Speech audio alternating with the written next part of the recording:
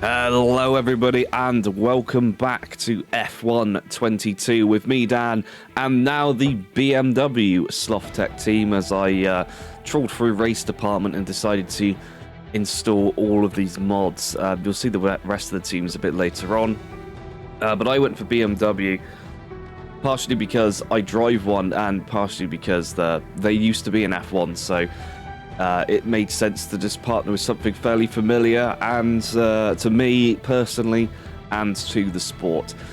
There are some other interesting things that have gone on with some of the other teams as well. We'll see them in a minute as we see that Daniel Ricciardo has retired from F1 and we're actually going to go up to Spec 3 on a couple of these departments now as we're going into the final season. We need to try and maximize everything we can out of the car.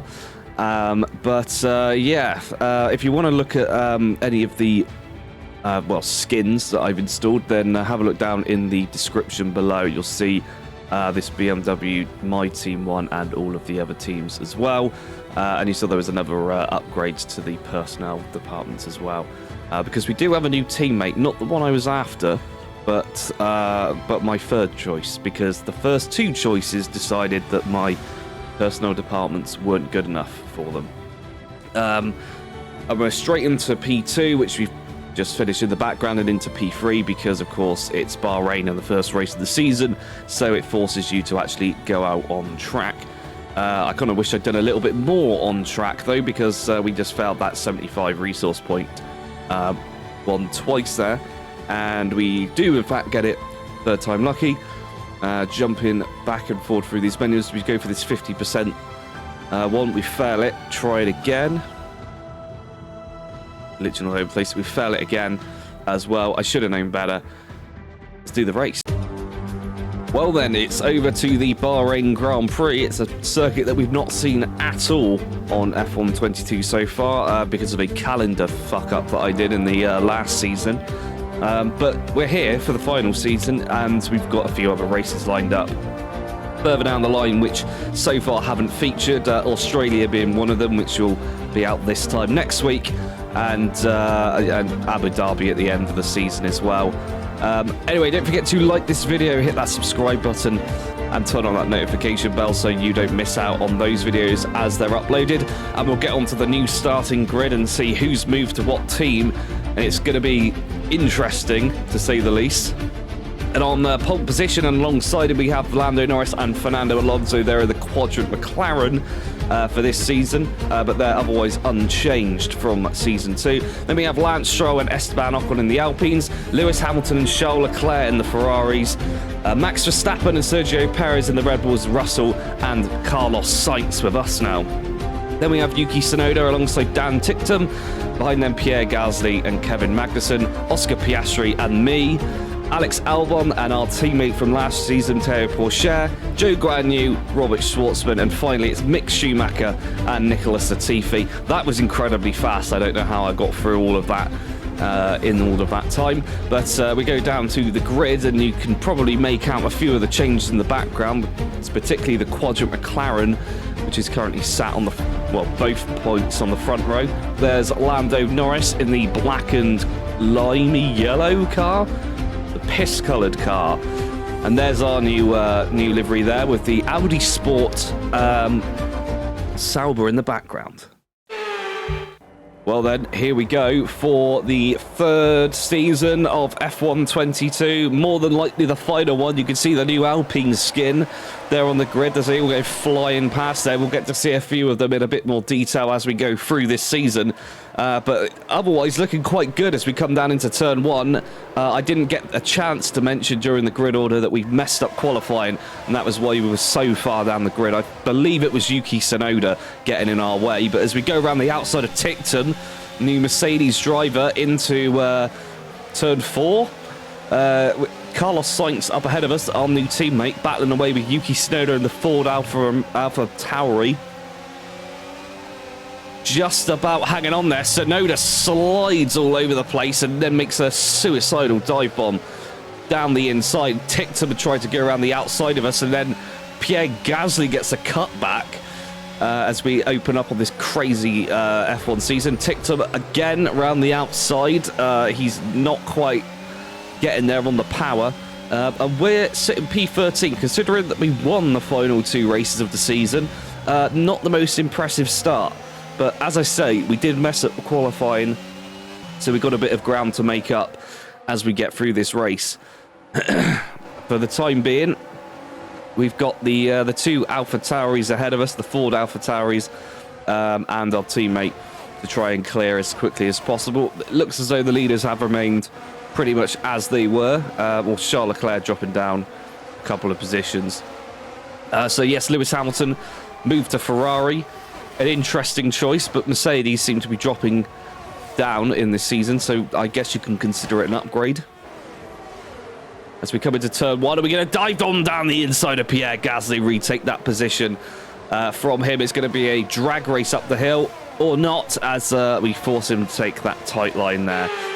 And he comes under threat from Tictum. This was our start. There is the MoneyGram Haas up ahead of us. And as we come down towards turn 1, this is a great opportunity here to try and just outbrake the AI and try and plant one up the inside. It didn't work as well as I'd hoped, given the fact we had Dan Tictum and Yuki Tsunoda there. Tictum getting very racy on his debut just there, but it doesn't pay off. And our teammate Carlos Sainz nearly allows that Alpha Tauri around the outside of him. And talking of Carlos Sainz, there he is in P11 just ahead of us. We'll be hoping to do a lot better with our teammate this season. We've got a few upgrades in the pipework ready to come out, because we did drop to the bottom of the chassis performance again, and dropped in a few other areas relative to the rest of the field, but no regulation changes, so it's basically a fight to get first position there. And as we go around the outside of our teammate, is he going to fight it too much? No, we've managed to get past him fairly easily, and we've now got DRS on Tsunoda. He's our next target, and will award us with our first point of the season. As we come into the twisty sector 2, we actually picked up fastest sector 1 there, which is quite impressive, and fastest sector 3 as we rejoin coming across the line. Tsunoda manages to hold on to the end of the pit straight. Will he survive the next DRS zone? DRS open. We know we're fast in a straight line. Apparently he is as well, but we dive to the inside at the last minute. Run it wide. Tsunoda's going to come back at us and pull it away there. ERS deployed, and they did not stand a chance whatsoever. So now we're into the top 10 at long last, and we rejoin during the pit window. You can see Carlos Sainz, George Russell, Max Verstappen. They've all come in. So is Lewis Hamilton and Esteban Ocon. Interestingly, though, the 2 McLarens up ahead. I think one of them's just come in. That must have been Norris, leaving Alonso out there on his own. Busy pit lane. Not all of these, not all the skin packs in the description below actually changed anything to do with the teams. Ours did, and a couple of others did as well. But yeah, some of them, like McLaren, it was just a skin for the car, so they still have the orange overalls. It's a little bit weird. But talking of another new team skin, up ahead, we've got the Red Bull Porsche for Sergio Perez, and I speak too soon because the monster McLaren of George Russell, monster Mercedes of George Russell, has just gone sailing through.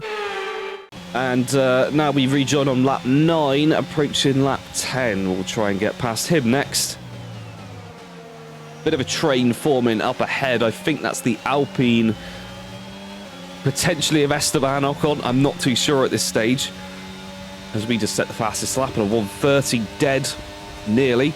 Russell doesn't defend it. We get down the inside, and we get a nice look at the back of the new Red Bull skin in their acquisition.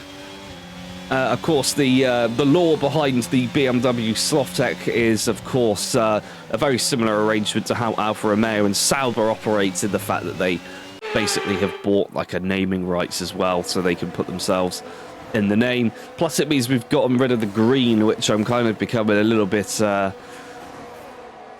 disgusted by. I think in F123, before we get these mods, we'll be making that thing black and with green on it, rather than green with purple on it, because it's a little bit hideous. Anyway, another copy-paste maneuver here as we got the Porsche of Sergio Perez in our crosshairs. We go down the inside of the Mexican, and he's still hanging on there. That front wing is really jarring, actually, looking at, well, the nose cone particularly. Looks like it's been chopped off. But we get past him. And, well, world champion hopeful from last season, Max Verstappen, now sits ahead of us. Of course, he did pick up the Season 1 title in the end. But he did miss out last time to the man in front of him, Charles Leclerc, who was, in fact, going to be our first choice as teammate for this season. But he didn't like the fact that our marketing department was level 0. An interesting thing to have said, but it can't be helped. So here we go, DRS open, ERS deployed, Max Verstappen goes defensive to the inside. We're going to go right up his ass like a BMW driver should do, swerve out of the way, and up ahead we've got a yellow flag. Oh, Esteban Ocon's blown up in turn 1! Charles Leclerc gets a lung full of horrible toxic chemicals there as he tries to navigate past the Alpine, and it's put him under pressure now from us because we've just moved up position. He knows we've got the fastest lap, and I must have said it a million times last season, the Ferrari is slow as shit in a straight line, and he's going to stand absolutely no chance against us. Coming on to the final corner of lap 13 now, about to get onto the final lap. Charles Leclerc ahead of us. He's vulnerable, very vulnerable here as he comes ploughing past the crowd with us hot in pursuit. We go to the inside, very aggressive on the braking zone there. Round the outside, we're going to have to go. He gets ahead of us again as we go up the hill. I've just noticed he's got the number 1 on his car, so it is actually changing the driver number. But we go to the outside of Charles Leclerc, the current world champion, and we get past him just about. And next up, we've got Lewis Hamilton. There's not going to be enough time to overtake him, so we're just going to have to try and defend this as much as we can. We've only got a couple of, well, not even really 2 DRS zones to try and keep this Ferrari behind us. But one mistake here could be very costly, as Max Verstappen and Sergio Perez are quite close behind, as is George Russell. Yuki Tsunoda appears to have forgotten that he's a Formula 1 driver and is disappeared into the distance somewhere. But what an opening race this has been. I mean, P5, not the most impressive a result for us, considering that we had back-to-back wins at the end of Season 2. But it has been the first time that we've done this track on F122. I think besides the Haas co-op career, which is one that I did with Nick in my spare time, we haven't actually driven around there at all. So this was good to come back to, but had to be relearnt on the new cars. And learnt we did as we crossed the line. P5, that is a solid 10 points to collect up for the team. We'll see where Carlos Sainz finished in just a moment. And that was Charles Leclerc going past us with aggression. And we pick up driver of the day as well. So not a bad start to the season there. But the winner is a McLaren driver, and it is Lando Norris, the man that nearly won the championship. In fact, actually, so did Fernando Alonso until his car decided to pack it in the final 2 races. But there we go, McLaren with, I don't think it's a 1-2, is it? Because Fernando Alonso actually came 3rd to Lance Stroll, of all people. So this is really going to make the championship interesting, that the top 3 teams are currently dripping down the leaderboard. And here we are with the race results then. Lando Norris picks up P1 and Lance Stroll picks up the fastest lap in P2, followed by Fernando Alonso. Then we had Lewis Hamilton, Radiant Slothz, Charles Leclerc, Max Verstappen, Sergio Perez, George Russell and Yuki Tsunoda. As we all know, the Drivers' Championship will remain exactly the same as the results I just read out since we're on the first race. And there you go, there they are. Further down the order, we did have Dan Tickton, Pierre Gasly. There's Carlos Sainz in P13, Kevin Magnussen, Oscar Piastri, Alex Albon, Teo Pourchaire, Robert Schwartzman, Mick Schumacher, Zhou Guanyu, Nicholas Latifi, and Esteban Ocon. But this is where it gets interested in the constructors. McLaren kick off the season with a 20-point lead over second place Ferrari. They're followed by Alpine and BMW Slothz. Then we have Red Bull, Mercedes, AlphaTauri, Haas, Williams, Audi, and Aston Martin.